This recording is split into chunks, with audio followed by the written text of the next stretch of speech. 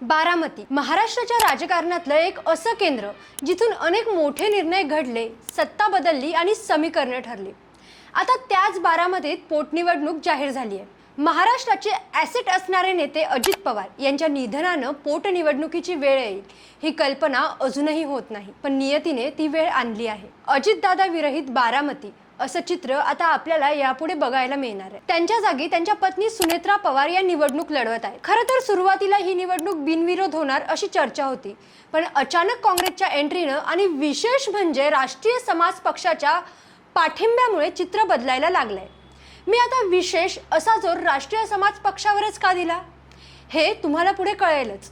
मात्र सत्ताधारी महायुती बिनविरोध निवडणूक करू इच्छित असताना काँग्रेस अचानक आक्रमक का झाली आणि महादेव जानकर यांचा पाठिंबा नेमका कोणता गेम बदलू शकतो?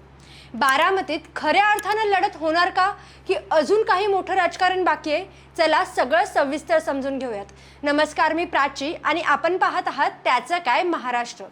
मंडळी, बारामती पोटनिवडणूक ही फक्त एक साधी निवडणूक नाही, तर ती महाराष्ट्राच्या सध्याच्या राजकारणाचा आरसा ठरू शकते। कारण ही निवडणूक जाहीर होताच सत्ताधारी महायुतीने ती बिनविरोध व्हावी यासाठी प्रयत्न सुरू केले। यामागचं कारण अगदी स्पष्ट आहे। बारामती हा पारंपरिकदृष्ट्या पवार कुटुंबाचा बालेकिल्ला। अशा ठिकाणी कोणतीही लढत टाळणं म्हणजे राजकीय संदेश देणं की इथे विरोधकांचा काहीच प्रभाव नाही। पण त्याही पलीकडे जाऊन अजित पवारांचा दरारा, त्यांचा सर्वपक्षीय नेत्यांशी असलेला संबंध हे सगळं इथे महत्त्वाचं ठरतं। पण इथे सगळं समीकरण बदलायला सुरुवात झाली, कारण काँग्रेसने अचानक पोटनिवडणूक लढवण्याचे संकेत दिले। खरं तर महाविकास आघाडीत शरद पवार हे काँग्रेसच्या सोबतीला आहेत। अजित पवारांनी आपल्या राजकारणाच्या सुरुवातीपासूनच काँग्रेसच्या सोबतीनं हा राजकीय प्रवास केलाय। आता राजकारणात बऱ्याचदा भावना नसतात असं म्हटलं जातं, पण काही ठिकाणी भावनांशिवाय राजकारण होत नाही हेही तितकंच खरं। पण शेवटी राजकारणाचे हेच डावपेच असते। महाराष्ट्रात धुळीस मिळणाऱ्या काँग्रेसला पोटनिवडणुकीत आपले भविष्य दिसू शकते, म्हणून त्यांनी हा एक डाव खेळायचं ठरवलं। आता काँग्रेसचा उमेदवार अजून निश्चित नाही, पण हालचाली मात्र सुरू झाल्या आहेत। आणि सर्वात महत्त्वाचं म्हणजे हा निर्णय जाहीर होताच राष्ट्रीय समाज पक्षाने काँग्रेसला बिनशर्त पाठिंबा जाहीर केला। आता वरवर पाहता हा एक साधा निर्णय वाटू शकतो, पण तो मुळीच तसा नाहीये, तर तो थेट निवडणुकीचा टर्निंग पॉइंट ठरू शकतो। आता प्रश्न येतो, रासप सारख्या छोट्या पक्षाचा पाठिंबा इतका महत्त्वाचा का? तर याचं उत्तर आपल्याला बारामतीच्या राजकीय इतिहासात सापडतं। 2014च्या लोकसभा निवडणुकीत त्यांनी बारामतीतून निवडणूक लढवली होती आणि जिंकले नसले तरी सुप्रिया सुळे यांना कडवी टक्कर दिली होती। त्यावेळी भाजप आणि शिवसेनेचा पाठिंबा होता, पण तरीही त्यांनी स्वतःची ताकद दाखवून दिली। शिवाय बारामती आणि आसपासच्या भागात धनगर समाजाचं मोठं मतदान आहे। अंदाजे 70 ते 80 हजार मतं या समाजाची आहेत आणि महादेव जानकर यांची या समाजावर मजबूत पकड आहे। आणि हाच घटक त्यावेळी त्यांना मोठं मताधिक्य मिळवण्यास कारणीभूत ठरलं होतं। आणि आता जर हाच घटक काँग्रेसच्या बाजूने उभा राहिला तर ही निवडणूक एकतर्फी राहणार नाही। इथेच आणखी एक राजकीय ट्विस्ट येतो। महादेव जानकर यांनी स्वतः निवडणूक न लढण्याचा निर्णय घेतलाय, पण त्यांनी काँग्रेसला पाठिंबा दिलाय। आता याचा अर्थ काय? ते स्वतः मागे राहून एक मोठं समीकरण तयार करू इच्छित आहे का की भविष्यातील राजकीय डील्ससाठी ही चाल आहे?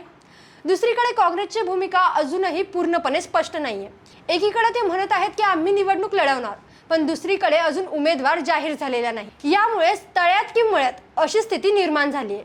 मात्र आतल्या गोटात काय सुरू आहे तर काँग्रेसकडे 6 अर्ज आले आहेत, काही उमेदवारांच्या मुलाखतीही झाल्या आहेत। म्हणजेच पक्ष गंभीर आहे, पण अंतिम निर्णय अजून थांबलेला आहे। यामागे एक मोठं समीकरण असू शकतं। काँग्रेसला ही निवडणूक फक्त लढायची नाही, तर जिंकण्याची शक्यता तपासायची आहे आणि त्यासाठी योग्य उमेदवार निवडणं खूप महत्त्वाचं आहे।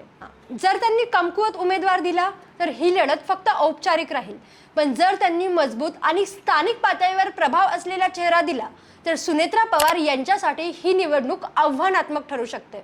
त्यामुळे काँग्रेसने जरी इतर उमेदवारी अर्ज स्वीकारले असले तरी इथे महादेव जानकर यांचा पाठिंबा निर्णायक ठरतो आणि काँग्रेसचा नाही तर काँग्रेस प्रणित उमेदवार म्हणून महादेव जानकर हे सुनेत्रा पवार यांच्या विरोधात उभे राहू शकतात। ही शक्यता नक्कीच नाकारता येत नाही। अर्थात महादेव जानकर हे निवडणूक लढवणार नाही हे त्यांनी सांगितलं असलं तरी हे शेवटी राजकारण आहे आणि इथे शेवटच्या क्षणी कसाही डाव पालटू शकतो हे सुद्धा लक्षात घेण्यासारखं आहे।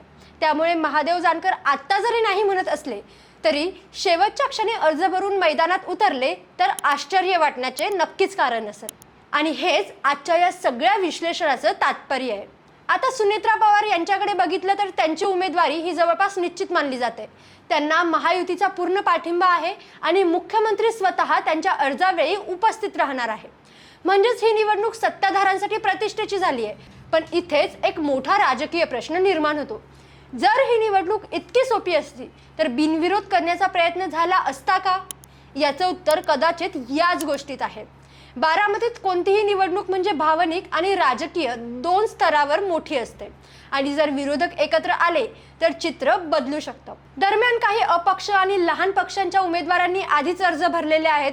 जरी ते बाहेरच्या जिल्ह्यातले असले तरी ते मतदानाच्या समीकरणात थोडा फरक करू शकतात. अनेक वेळा अशा उमेदवारांमुळे मतांचं विभाजन होतं आणि त्याचा थेट फायदा मोठ्या उमेदवारांना होतो. एकूण चित्र बघितलं तर बारामतीची पोटनिवडणूक आता सरळ राहिलेली नाहीये. काँग्रेसचा अंतिम निर्णय, रासपचा प्रभाव, स्थानिक जातीय समीकरण आणि सत्ताधाऱ्यांची प्रतिष्ठा या सगळ्या गोष्टी एकत्र येऊन ही निवडणूक खूपच रंगतदार होऊ शकते. आता सगळ्यांच्या नजरा एका गोष्टीवरती आहेत.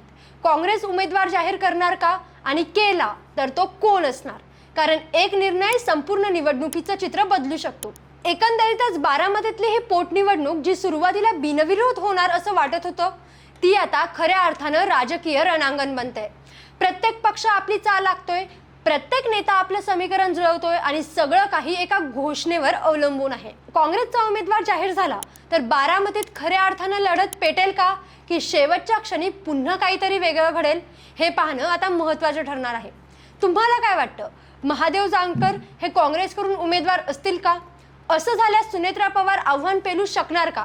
तुमचं मत कमेंटमध्ये नक्की सांगा. बाकी राजकारणाच्या आखाड्यात आपली नजर कायम असणारच आहे. तेव्हा कुठेही जाऊ नका, पाहत राहा, सबस्क्राईब करा. त्याचं काय महाराष्ट्र.